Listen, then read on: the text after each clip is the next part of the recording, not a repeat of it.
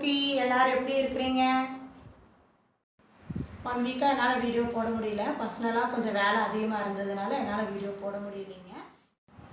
இன்றைக்கி நம்ம செய்ய போகிற டிஷ்ஷுங்க ஒரு வெண்டைக்காவை மட்டும் வச்சு நம்ம ஸ்டஃப்பு பண்ணி தாராளமாக அதுலேயும் கொஞ்சம் வித்தியாசமாக நம்மளும் செய்யலாங்க. ஸ்டஃப்பு வெண்டைக்காங்க, அது எப்படி செய்யலான்னு பார்க்கலாங்க. வீடியோக்குள்ளே போகலாம். நம்ம இன்றைக்கி செய்ய போகிற டிஷ்ஷுங்க வெண்டைக்காய் ஸ்டஃப் ஃப்ரைங்க. இது வெண்டைக்காய் நல்லா இந்த மாதிரி இந்த ஓரத்தில் இருக்கிறத கட் பண்ணிவிட்டு இந்த கடைசியில் இருக்கிறதையும் லேசாக கட் பண்ணிக்காங்க. கட் பண்ணிவிட்டு நைஃபை வச்சு இந்த மாதிரி சென்டரில் இப்படி நீளமாக இப்படி ஓப்பன் பண்ணிங்கன்னா இந்த மாதிரி ஓப்பன் ஆயிருங்க. இதுக்குள்ளே தான் நம்ம ஸ்டஃப் பண்ண போகிறோங்க. வெண்டைக்காவுக்கு ஸ்டஃப் பண்ணுறதுக்குங்க அதுக்கு மசாலாவை நம்ம ரெடி பண்ணிடலாங்க. ஒரு மிக்ஸி ஜாரில் 1 ஸ்பூன் சீரகம் சேர்த்திக்காங்க. கொஞ்சமாக கருவேப்பிலை போட்டுக்காங்க. ஸ்டஃப் பண்ணுறதுக்கு தேவையானாலும் வெண்டைக்காய்க்கு எல்லாத்துக்கும் சேர்த்து தேவையானாலும் உப்பு போட்டுக்காங்க. பொடிசாக கட் பண்ண பெரிய வெங்காயம் கொஞ்சமாக சேர்த்திக்காங்க. உங்களுக்கு எவ்வளோ வெண்டைக்காய் எடுக்கிறீங்களோ அதுக்கேற்ற மாதிரி நீங்கள் சேர்த்திக்காங்க. கொஞ்சமாக தேங்காய் ஸ்டஃப் பண்ணுறதுக்கு எல்லாமே பச்சையாக அரைச்சிடலாங்க.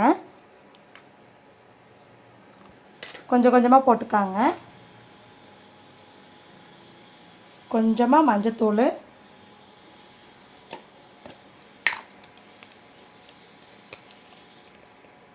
ஒரு 1/2 ஸ்பூன் நான் சிக்கன் தூள் சேர்த்துறேங்க. உங்களுக்கு ஆப்ஷனல் தான், வேணும்னா சேர்த்துங்க, வேணான்னா பச்சை மிளகாய் சேர்த்துக்காங்க, ரொம்ப நல்லாயிருக்கும்.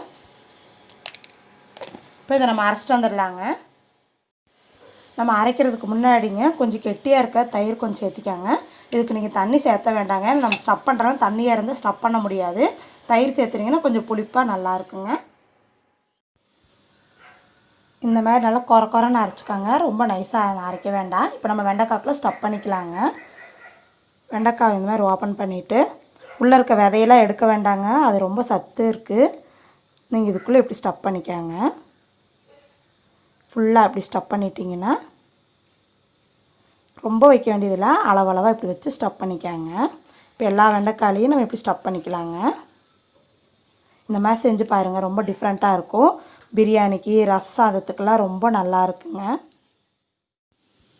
இந்த மாதிரி நல்லா ஸ்டஃப் பண்ணிக்காங்க. மசாலா எது வெளியே போகாத அளவுக்கு இந்த மாதிரி உள்ளே ஸ்டஃப் பண்ணிக்காங்க.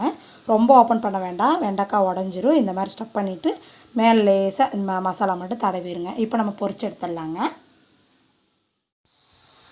2.5 ஸ்பூன் எண்ணெய் ஊற்றிருக்கிறேங்க, கடலை எண்ணெய் ஊற்றிருக்கிறேங்க. இப்போ நம்ம வெண்டைக்காவை இதுக்குள்ளே மெதுவாக போட்டு எடுத்துடலாங்க. இந்த மாதிரி போட்டு பண்ணி பாருங்கள், ரொம்ப நல்லாயிருக்கும். கொஞ்சம் எண்ணெய் லேசாக இழுக்குங்க, ஏன்னா கொஞ்சம் வெண்டைக்காயில் எண்ணெய் இழுத்தாதான் மீன் மாதிரி நல்லா ஃப்ரையாக வருங்க. நல்லா மொறு கிறிஸ்பியாக இருக்குங்க. உங்களுக்கு வெண்டைக்காய் நிறையா இருந்ததுன்னா கொஞ்சம் கொஞ்சமாக போட்டு எடுத்துக்காங்க. நான் எல்லா வெண்டைக்காயும் போட்டேங்க. இப்போ எண்ணெயில் லேசாக நல்லா ஃப்ரை ஆகிட்டுங்க. ஆனால் கொஞ்சம் லேட்டாகும், அடுப்பை சிம்மில் வச்சுக்காங்க. இப்படி நல்லா குக் ஆனதுக்கப்புறம் கலர் கொஞ்சம் சேஞ்ச் ஆகுங்க, அப்போ நம்ம மாற்றிக்கலாங்க. வெண்டைக்காய் ஸ்டஃப்பு ஃப்ரை ரெடி ஆயிடுச்சுங்க. ரொம்ப டிஃப்ரெண்ட்டாக இருக்கும். நம்ம வீட்டில் வெண்டைக்காயெலாம் நிறைய பேர் அதிகமாக சாப்பிட மாட்டாங்க, ஏன்னா அது நல்ல நூல் மாதிரி வர்றதுனால இந்த மாதிரி நீங்கள் அரைச்சி செஞ்சு சாப்பிடுங்க, ரொம்ப நல்லாயிருக்கும். நம்ம வீட்டில் இருக்க பொருளே தாங்க, நம்ம வேறு எங்கேயும் கடையிலலாம் வாங்க வேண்டியதில்லை. தாராளமாக இந்த மாதிரி ட்ரை பண்ணி பாருங்கள், ரொம்ப நல்லாயிருக்கும். இந்த டிஷ்ஷு உங்களுக்கு பிடிச்சிருந்ததுன்னா லைக் பண்ணுங்கள், ஷேர் பண்ணுங்கள், கமெண்ட்ஸ் பண்ணுங்கள். மறக்காமல் சப்ஸ்கிரைப் பண்ணிவிட்டு பக்கத்தில் இருக்க பெல் பட்டனை கிளிக் பண்ணிக்காங்க. நம்ம போடுற ஒவ்வொரு வீடியோவும் உங்களுக்கு நோட்டிஃபிகேஷன் ஆகுங்க. நம்ம வேறு ஒரு வீடியோவில் வேறு ஒரு டிஷ்ஷோட சந்திப்போங்க. தேங்க்யூ.